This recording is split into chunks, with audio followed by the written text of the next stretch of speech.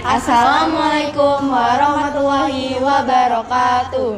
Perkenalkan, nama saya Salma Zahra. Saya Ratu Angginta Zahra Nasution. Saya Dinda Salayu Janti.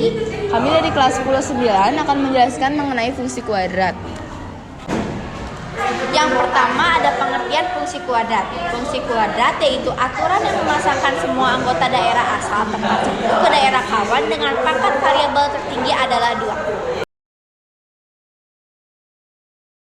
Selanjutnya ada bentuk umum dari fungsi kuadrat. Bentuk umum dari fungsi kuadrat, fx sama dengan ax kuadrat ditambah bx tambah c. A sebagai koefisien dari x kuadrat, b sama dengan dari koefisien x, dan c sebagai konstanta. Grafik fungsi kuadrat berbentuk parabola.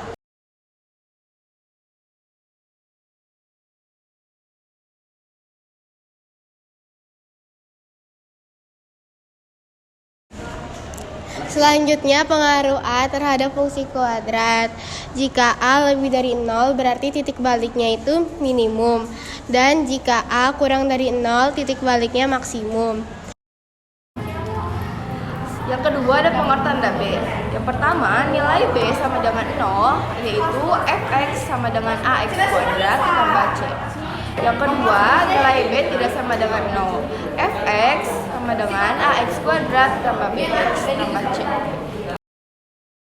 Selanjutnya ada pengaruh nilai diskriminan atau D sama dengan B kuadrat dikurang 4AC.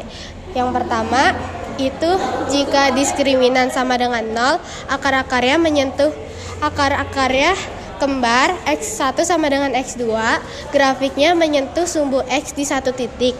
Yang kedua, jika nilai diskriminan lebih dari 0, maka akar-akarnya berbeda dan real. X1 tidak sama dengan X2 dan grafiknya memotong sumbu X di kedua titik berbeda. Yang ketiga, jika nilai diskriminan kurang dari 0, maka tidak punya akar-akar persamaan atau akar-akarnya itu imajiner. Grafiknya tidak memotong sumbu X.